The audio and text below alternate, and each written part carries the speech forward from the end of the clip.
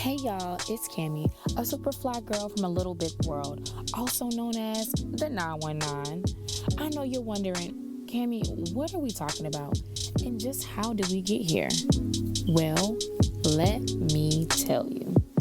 Pen and Paper Podcast is bringing you all the feels of a little bit of everything for a whole lot of somebodies just like you. I'm bringing to you real conversations, transparency, and a whole lot of love. This is for my dreamers, believers, and for sure, my debaters. So let's dive in together as we touch on topics of family, friendships, relationships, both inward and out, come on, love, music, beauty, and did I mention finances? Oh yeah, we're taking it there. Pen and Paper Podcast is what I like to call your one podcast fits all. Yes. And I can't wait to explore with all of my ladies and my fellas to get just the right perspective and a whole lot of laughs, of course. So sit back, relax, and let's put this pen to the paper, y'all.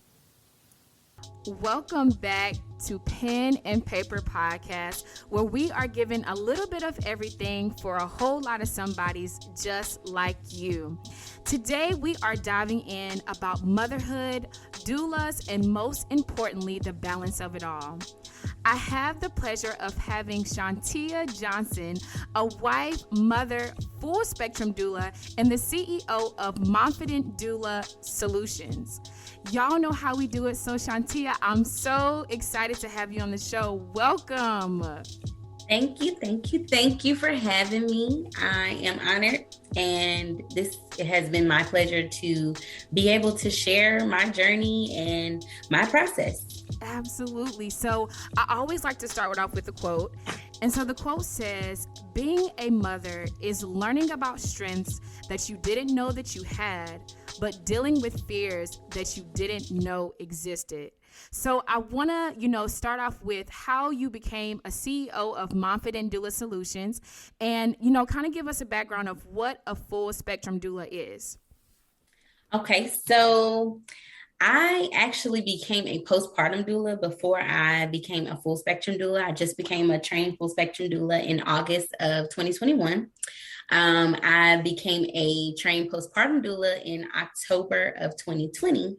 And that all started because I had a journey. My postpartum experience was a journey. So for me, I wanted to be able to help someone that was like me, but didn't know that there was help out there. Like I was fortunate to have, my husband, some friends around, but there are people who go through this by themselves and feel like I'm alone, and you're not alone. Like, this is what I want to be here to help support you because I know what it's like. Absolutely. So it was important, to kind of be connected to the community in order to kind of spread awareness further into the local communities, especially the community that I'm a part of.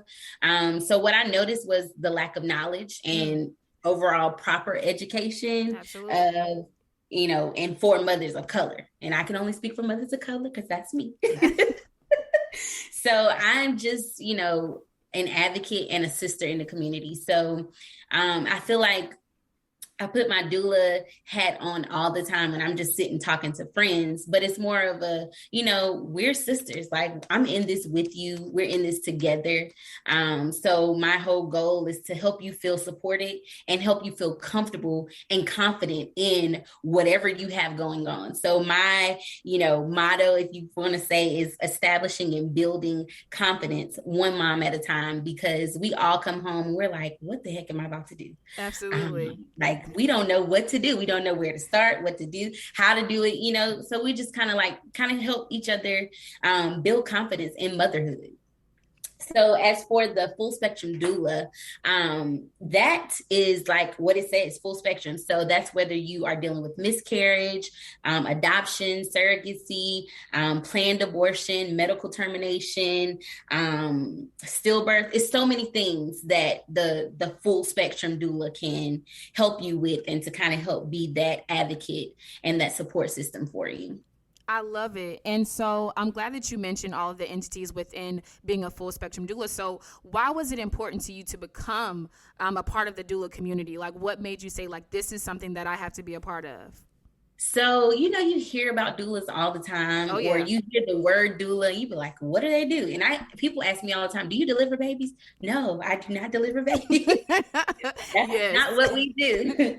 I am here to be a support, to help make unbiased, like give you those unbiased support when you have questions that need answers and you just don't feel comfortable.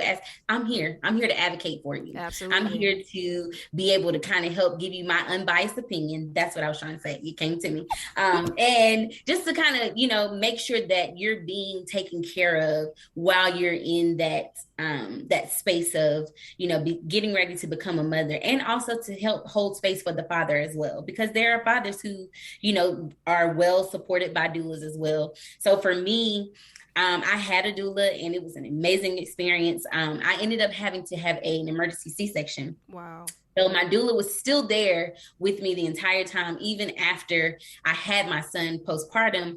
But I noticed myself kind of, I would say, pulling back from my doula, not really letting her know everything because it was something new. And I'm like, what's going on with me? Right. So literally it took my husband to say something to me one night. He was like, wife, you're not okay.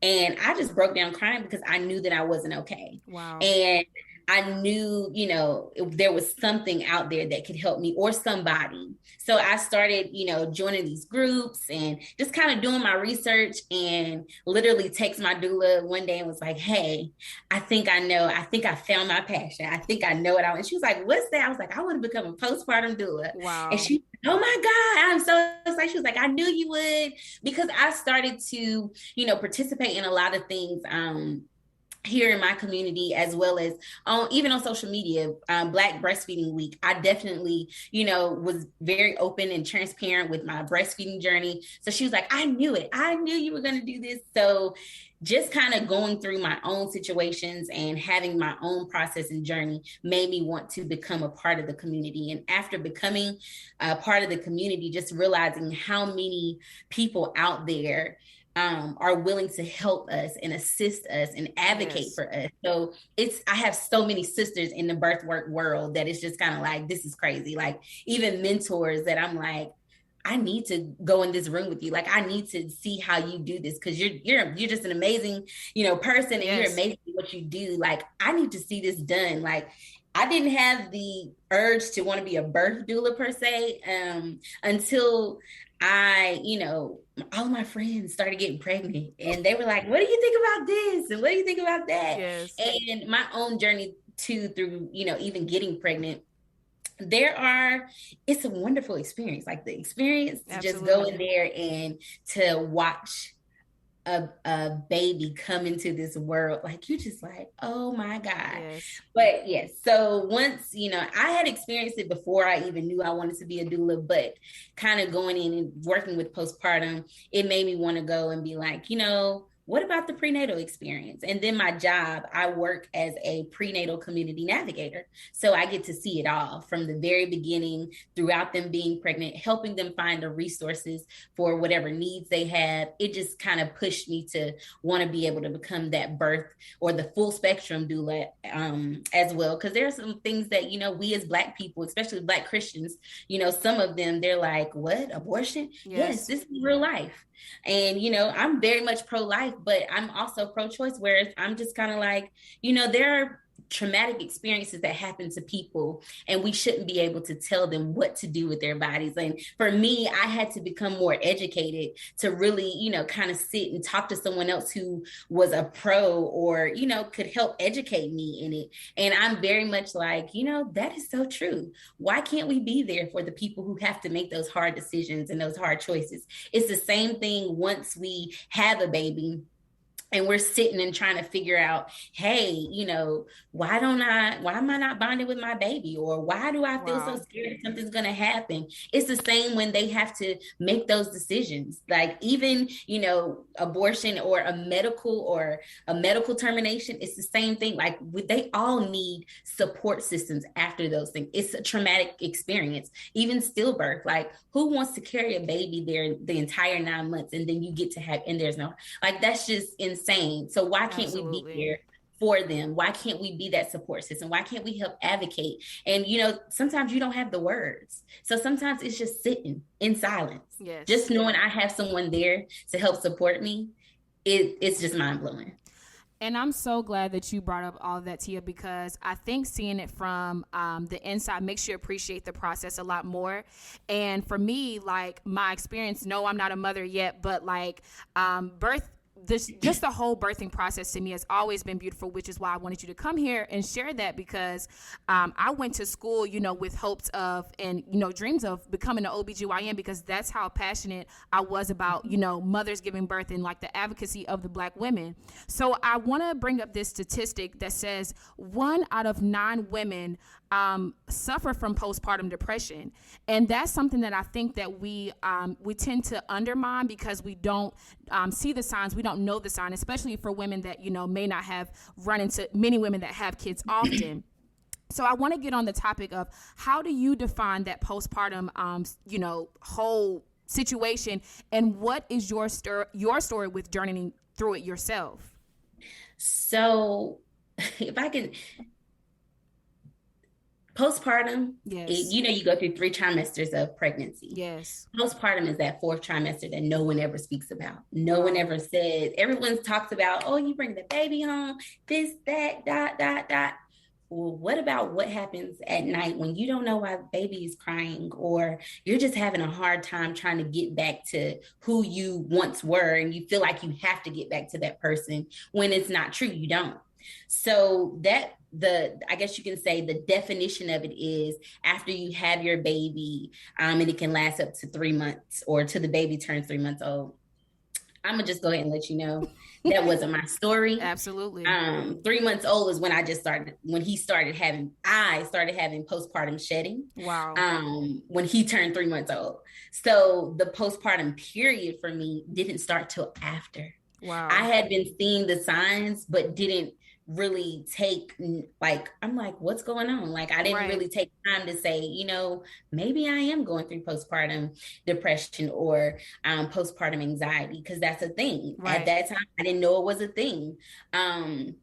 So it can last for years. Wow. And I say years because I feel like, our parents, they went through after they had children and didn't know why they were going through. Absolutely. But that's because postpartum wasn't talked about, or it wasn't, as Black people, here it goes. Like, we don't tell business. Talk about it. You better not tell nobody that you feel like, you want to hurt your baby, or you better not tell nobody, because that then you're labeled as crazy or something wrong with you. Wow. But that's why we have a lot of mothers who have these, if I could say PTSD, because they never were able to talk to anyone. They were never able to kind of get their feelings out. So even now you have moms whose children are turning 10 years old, but they still trying to figure out why they're, kind of struggling with these different things. It's because you never addressed it. And it's okay to address it, because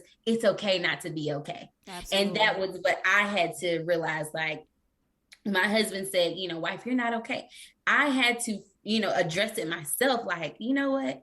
I'm not okay, but it's okay that I'm not okay. If I can say that I'm not, like, there's someone out there that can help me. So I had, my husband, like I said, I had friends who were kind of helping me figure out what I needed to do, who I needed to see. Like, I started seeing a therapist, and I was just kind of like, oh my God, this is, working. And then all of a sudden it wasn't. Wow. Like, I was just kind of like, what's going on? And I went through, I wouldn't say that I wanted to hurt my baby. That wasn't it. I wouldn't say that I was just like sleeping all day. That wasn't it. Right. There were things that I was just kind of like, I'm not depressed. But once you look up some of these things, I was very much going through postpartum depression. Absolutely. Like, you know, some people don't eat. No, I was eating, like baking 3 and 4 cakes a week. And like, I just want something sweet. And because I'm breastfeeding, the weight wasn't staying on because Right. I'm like, I'm burning all these calories. But those are my ways of, you know, like, I'm depressed and Right. something is wrong. So those type of things were happening. Like, I had triggers and I had to figure out what those triggers were. And a trigger for me was my baby crying. Right. I could not stand to hear him cry. I could not. And it wasn't like a thing of like, I wanted to hurt him if he cried. No, it was like, if he cried, I need you to and it was, I was saying, my baby, bring me my baby, give me my baby. But at the same time, that was half of the problem because I was thinking that I had to do everything by myself. Absolutely. Or I was alone when I had the support system to lean on. But I felt like, you know, I'm supposed to do this. I'm supposed to know how to comfort my baby. Why is my baby crying? Like, it's okay. Like, I had to, you know, let my husband learn how to be a dad. Like, my baby would cry. And because we were both first-time parents, I've been around children all my life. Absolutely. But this was my own where I couldn't give back to somebody. So even hearing him cry, you know, with my husband, I'm like, you know, give my baby. You know, I know you haven't done this before either, but I need you to play with somebody else's kid and not mine. Right. But the whole time, we're a whole team. Right. And I'm sitting here being selfish, but in the end, I am the one that is, you know, going through because I'm sitting here trying to figure out why I have to do this by myself or why is this taking a toll on me? Like, I went, you know, from insomnia, like not sleeping, like I would be up all night. Like, wow. Trying to figure out why I'm up, like I'm taking melatonin. I'm like, what's happening? You know, what's going on? Right. Like, seeing my, you know, my therapist, I was just kind of like, you know, I feel like she's getting a little bit too comfortable with me. So I didn't want to see her anymore. Oh, yeah. But once I started to kind of tell her about some things that, you know, that were bothering me, and I felt like she was, so my baby had this thing where I had a very unique breastfeeding journey where he didn't, like, he latched in the hospital, but then I was later to find out he had a lip tie and tongue tie. Wow. So I got it revised. And right after I got it revised, like, he literally latched in the office. So that was 3 months in. So I had been exclusively pumping for 3 months. So that's like a full-time job. Right. So once he started to latch, like, his thing was, you know, mama, I know where I can get milk. I'm going mama. So she made me feel like, you know, breastfeeding my baby was kind of taking a toll on me as well. Wow. And that's how I felt. And for me, I was like, okay, this isn't helping for me. And then December of 2020, I decided to kind of see a psychiatrist. And I'm very transparent and open to say that I started taking medication. Absolutely. Because it was something that I couldn't control on my own, and I needed a little bit of assistance. And if I can be honest, I only took it for a month. Wow. And the first month you take it, you know, they don't give you the initial, like, highest dose that you're going to get. They taper you up. So I felt like, you know, I'm doing well with just the dose that I'm on. Like, it's helping me. I feel good, you know, things that would normally, like, trigger me, because I was very irritable. That was something that I was going through, like, very anxious, you know, thinking something's always wrong with my baby, or thinking something's going to happen, like all of those things. So I was, you know, calm, and I talked to her and I was like, you know, I really don't think that I need to up this dosage. I'm good where I'm at, you know. And she was like, well, we're not supposed to do this, whatever. Cool. So I took it upon myself to stop. Wow. I told the therapist that I was seeing at the time that I stopped, and she was like, oh, you need to be careful because this is, and I was aware of all of what could happen, but I just felt like that wasn't, you know, for me. Absolutely. Although I feel like it helped me, it wasn't for me. I feel like it helped kickstart what I needed to kind of be okay. I ended up switching therapists and seeing one every week. I love it. And for me, that helped me, like, you know, she helped explain some things differently when it came to like my breastfeeding journey, because that was the bond me and my baby had. So you're not about to tell me that that's helping, that that's taking a toll on me, and that's Absolutely triggering. Like, so for me, it's like, no, you don't want to hear those things, but it's a different way. Your approach and the way you address it can kind of help you. This new therapist that I started seeing, she helped me stop cold turkey. Wow. And I'm just kind of like, it's a way of doing things. Absolutely. But my process and my journey, it just kind of took me, and I was in the darkest place that I had ever been in life. I felt like it was always like a woe is me because of how we even had to conceive. So it was just kind of like, well, we had to do IVF. Then I'm pregnant, and I'm pregnant with twins, and I lose one. And then it's like, oh, okay, everything's going well. And then they tell me after this test that my baby may have Down syndrome, but it was like a 0.001%. And I'm like, what? You got me all, all rowdy for that. Like, they wanted to do amniocentesis. No, I'm good with all that. I'm good. So it was like a woe it's me. And it was like a breastfeeding, my journey for breastfeeding was just a little bit different. And then it was just kind of like, now I want to go through postpartum depression and anxiety. What?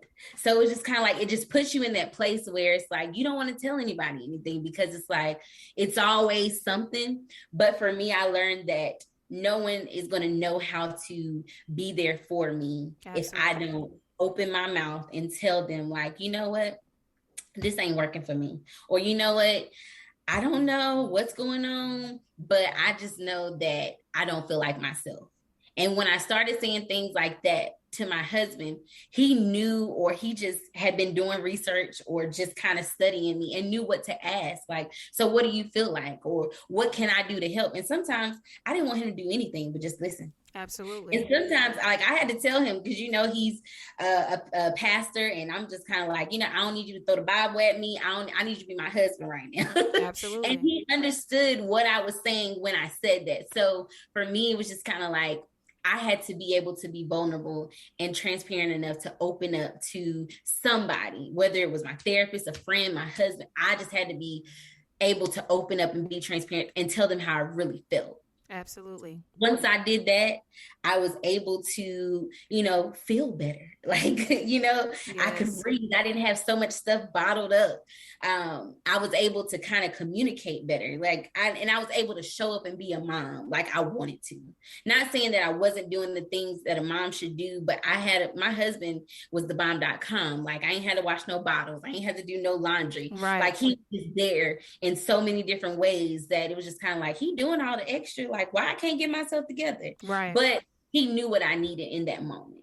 So I'm just, grateful to have that support system, because I tell people all the time, I'm married with a husband that's there. So just imagine single moms who don't have the support system, what they go through. Yes. So that was that push, like, I need to be there for that mom, or I need to be there for that person who, feels like, what, this baby crying is just not working for me. Like, what can I do? Or what do I need to, like, I could be able to be there and just kind of go based off my own experience. I always like to tell people, I don't claim to be a guru or know everything. I'm going based off of experiences that I've had, and even others that, I've talked to, that I've been able to help myself, even when I wasn't in the best place, but I knew, like, what, I'm here for a reason. God isn't going to give me this to not be able to help assist someone else with it that, they may need later on or further. So that's a synopsis of my my journey. And I love that you didn't shy away from any details, because I feel like so many women, especially Black women, we are taught to be strong. We are taught to, like, always have it always together. So I'm glad that you mentioned that, you had the support system, but you also had to realize within yourself that you didn't have to do it by yourself.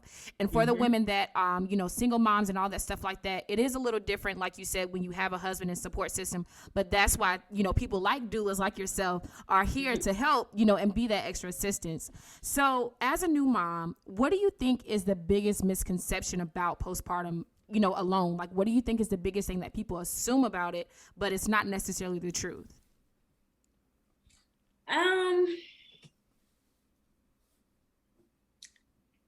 That it just goes away. Yes. Yeah. Because it's nothing that just goes away. I can, I've been through those different things that I've already stated, but I will be honest and say there are sometimes my son is 2 years old where he gets really whiny and I'm like, I can't, like I have to walk away. Yeah. Because I know that that's a trigger for me. And when I say trigger, don't mean I'm going to explode. Right. It just makes me very, very anxious and feeling like, I need to be doing, or I need to. So for me, a lot of people just think, it's just something you go through for a couple months and it goes away. No.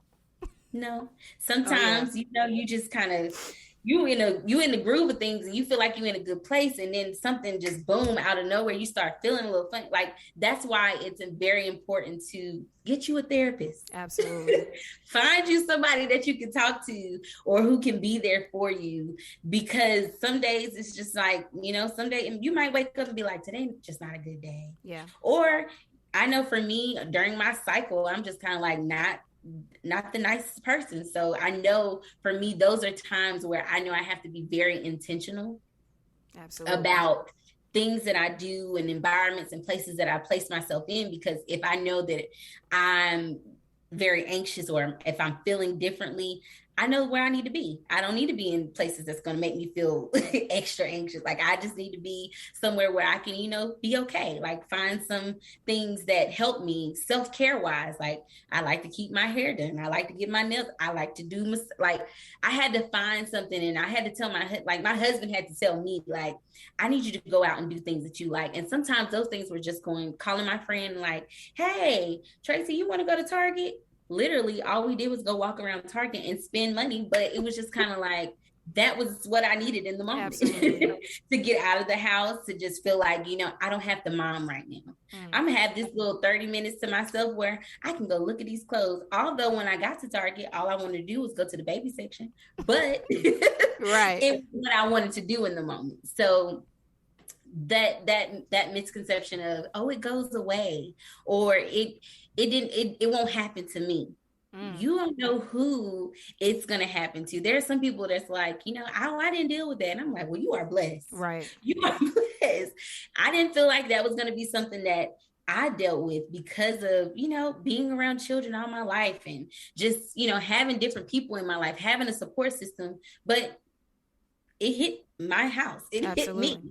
So, don't feel like you're ever too good or ever in this place where everything is just all, kicks and giggles, where this thing will come out of nowhere. Like, it literally, I started losing hair when my son turned 3 months. Wow. Not feeling like I'm anxious at 3, like literally started losing hair. And even him being at daycare was something that was like, made me very anxious. And I'm calling the daycare all the time. Like, I literally left my job.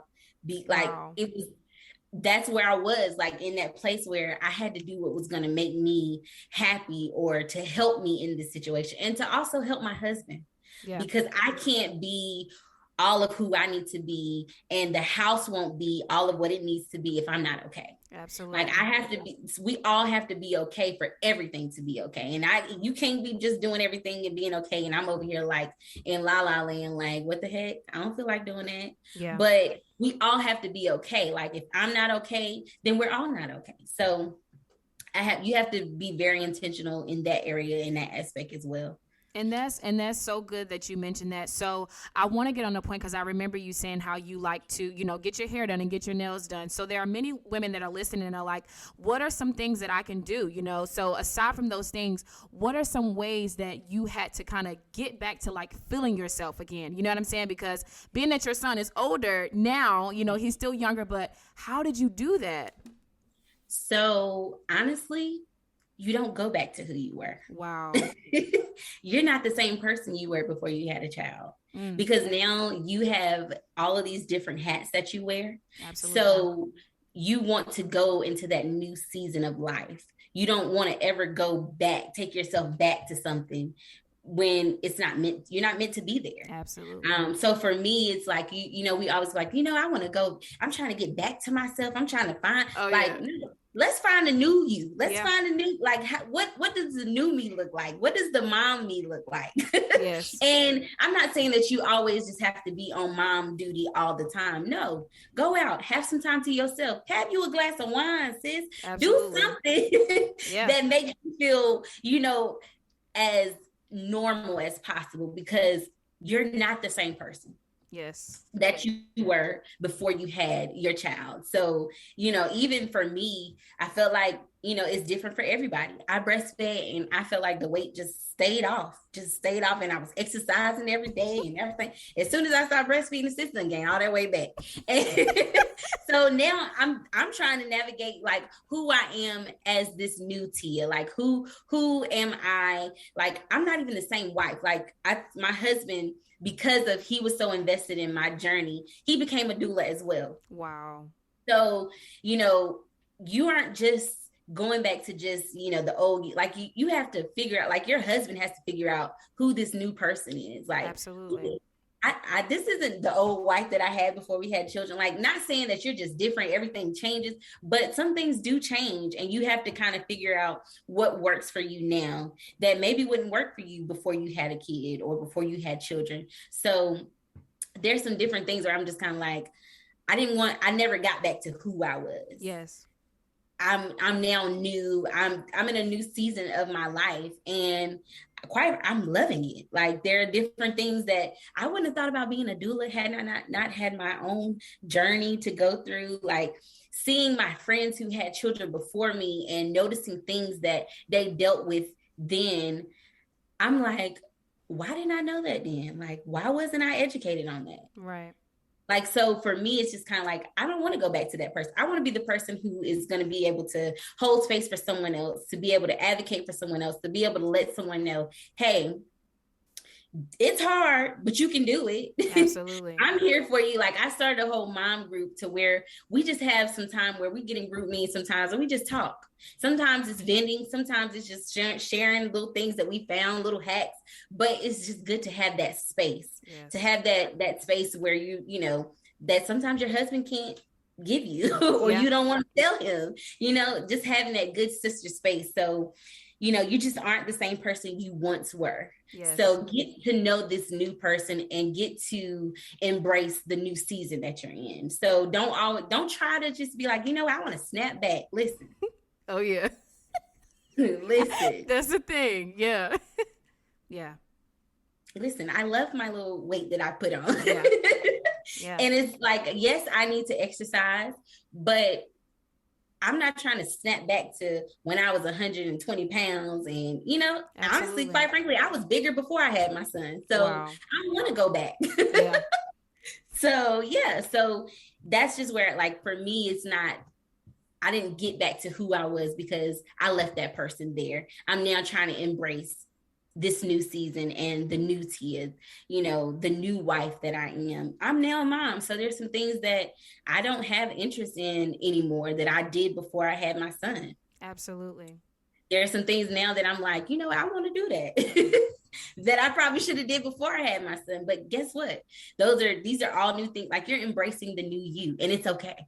Absolutely. Find something that you love to do, whether it's, like I said, get your nails done, or I'm still on a bi-weekly getting a massage bi-weekly. Like, I love it. That's the thing, like getting my nails and toes, and that's my time, having just, some girl time, going out for some glass, like a glass of wine or for some drinks or something. Yeah. Like, do whatever makes you happy. If you don't do those things, find you, there are so many different like groups where you can join, and they just talk about their own postpartum experience and where you don't feel alone. Absolutely. So there's a lot of things out there that you can do to get to embrace the new you, but also still feel like you. Yes. If that makes sense. Yes. And I'm so glad that you're being transparent about it, because I think that's the whole, goal of motherhood, what I'm saying, for people that are expecting, and even the mothers that, have multiple children. You want to be transparent as possible. So as we come to a close for the show, I do want you to give a piece of advice for the expecting moms, the future moms, and just all the mothers just around the world. What is something that you can tell these people, these mothers who are, needing some advice, needing some strength to keep pushing? I'll go back to what I said earlier. Absolutely. Listen, it is okay to not be okay. Yes. It is okay to lean on your support system. It's okay to ask for help. Whether that help comes from family members, your community, your doctor's offices, or hire you a doula. This is what we're here for, to be that person, to hold space for you, to just kind of help you navigate through this journey.